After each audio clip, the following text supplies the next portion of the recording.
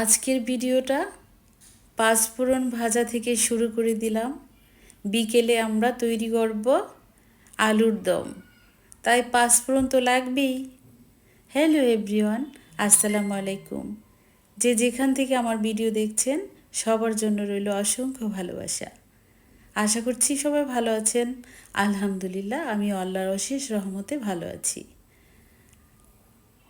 আজকে আলুর দম তৈরি করব, আর আমার নতুন আপুরা যারা আলুর দম তৈরি করতে পারো না তাদেরকে আলুর দম রেসিপি দিয়ে দিব আমি যেভাবে আলুর দম তৈরি করি। এখানে পাঁচফোড়নটাকে ভেজে নিলাম, পাটায় মিহি করে নিব।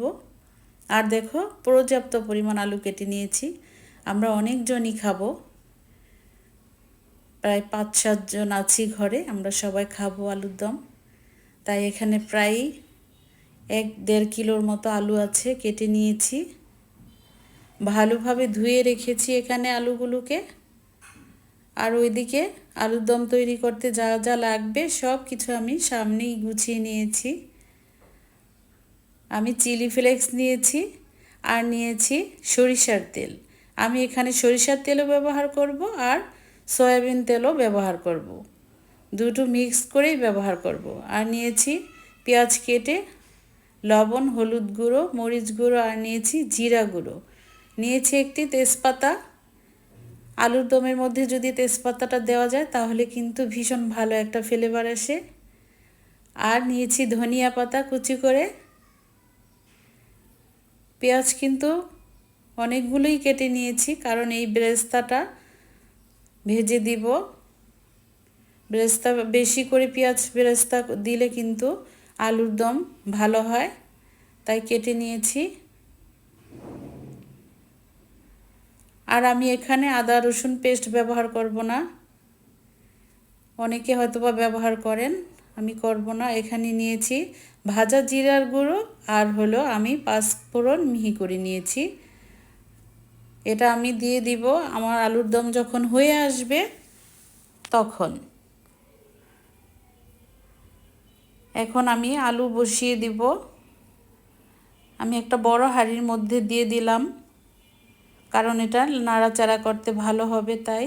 এখন পরিমাণ মতো পানি দিয়ে দিব আলু সিদ্ধ হওয়ার জন্য। আর এখানে হলুদ গুঁড়ো, মরিচ গুঁড়ো, আর হলো ধনিয়া গুঁড়োটা দিয়ে দিব। পানি আলুর থেকে সামান্য পরিমাণ উপরে দিলেই হয়ে যায়, কারণ নতুন আলু সিদ্ধ হতে কিন্তু বেশি সময় লাগে না। আমি জালটাকে পুরো বাড়িয়ে দিয়েছি, এতে করে আমার আলুর দমটা তাড়াতাড়ি করেই হয়ে যাবে। জাল বাড়িয়ে দিয়েছি।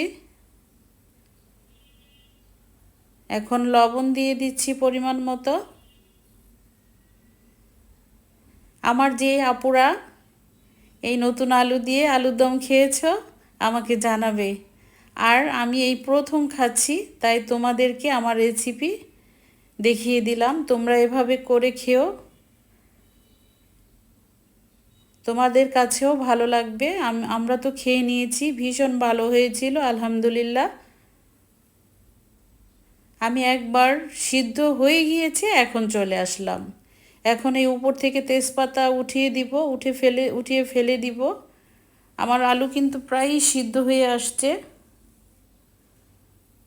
এই তো তেজপাতাটাকে আমি ফেলে দিলাম। এখন একটু নাড়াচাড়া করে দিব, এরপর আবার ঢেকে রাখবো, আবার ফিরবো হলো। ভালোভাবে নাড়াচাড়া করে দিলাম। এই যে দেখতেই পাচ্ছ আলু কিন্তু প্রায় সিদ্ধ হয়ে আসছে। এই পানিটাকে পুরা টেনে নিব, ঢেকে রেখে দিলাম। আর যারা আমার ভিডিওটা দেখছো প্লিজ আমাকে একটি লাইক করে দাও। তোমরা অনেক আপুরাই লাইক দিতে ভুলে যাও, ভিডিও দেখে চলে যাও। প্লিজ এমনটা করো না, একটু লাইক দিয়ে দাও। প্লিজ প্লিজ লাইক দিয়ে দাও। তোমার একটি লাইক আমার কাছে অনেক গুরুত্বপূর্ণ। ঠিক আছে, দেখো আমি কিন্তু এখন ফ্রাই প্যান বসিয়ে দিয়েছি। পেঁয়াজ বেরেস্তা করে আলুর মধ্যে দিয়ে দিব। এখানে আমি সরিষার তেলটাকেও দিয়ে দিব। তোমাদের কাছে যদি সরিষার তেল দিয়ে পুরোটাই এই পেঁয়াজ বেরেস্তা করে দিয়ে দিতে চাও তাহলে কিন্তু আরও বেশি মজা হবে। আমি সয়াবিনের তেলও দিয়ে দিয়েছি আর সরিষার তেলও দিয়েছি, আর পর্যাপ্ত পরিমাণ পেঁয়াজ দিয়েছি, কারণ এই আলুর দমের স্বাদটা কিন্তু এই পেঁয়াজের বেরেস্তাটাই মজাদার করে তোলে। তাই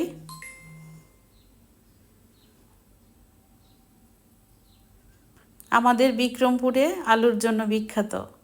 আমরা কিন্তু এভাবে আলুর দম করে থাকি।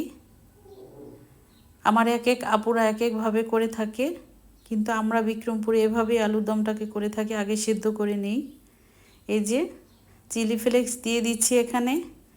আমাদের আলুর দমটা ভীষণ ঝাল হয়েছিল, খেতে কিন্তু ভালো লেগেছিল আলহামদুলিল্লাহ। এখন এই তেলের মধ্যেই আলুটাকে একটু ভাজা ভাজা করে নিব।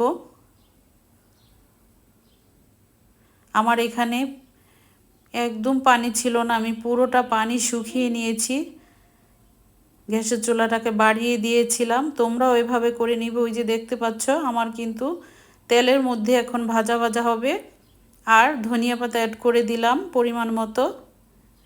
এখানে ধনিয়া পাতা বেশি দেওয়ার দরকার নেই,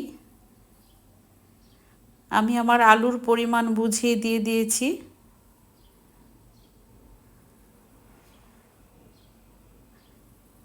এখন অনেকক্ষণ এখানে নাড়াচাড়া করতে হবে। তেলের মধ্যে ভেজে নিব আলুটাকে।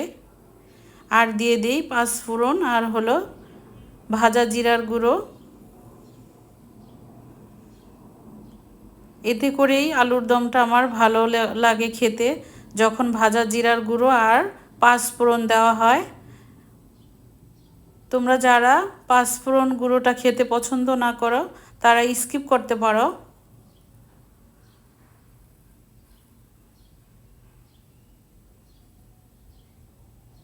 আমার আপু এবং ভাইয়া যারাই আমার ভিডিও দেখছো, প্লিজ লাইক করে দাও, প্লিজ লাইক করে দাও।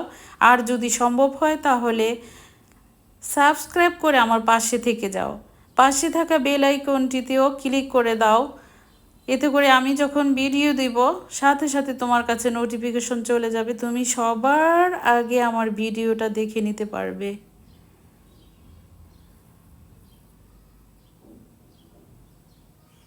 এই যে হয়ে গিয়েছে কিন্তু আমার আলুর দম রেডি।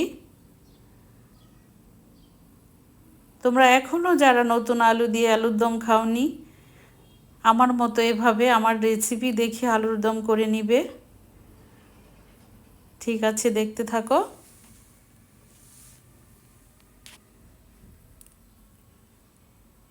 আমরা সবাই মিলে খেয়ে নিয়েছি খুব মজা করে। আজকের মতো ভিডিওটা এখানেই রাখবো, ফিরবো অন্য কোনো রেসিপি নিয়ে। সে পর্যন্ত সবাই ভালো থাকো, অনেক অনেক ভালো থাকো। রাখি তাহলে, আল্লাহ হাফিজ।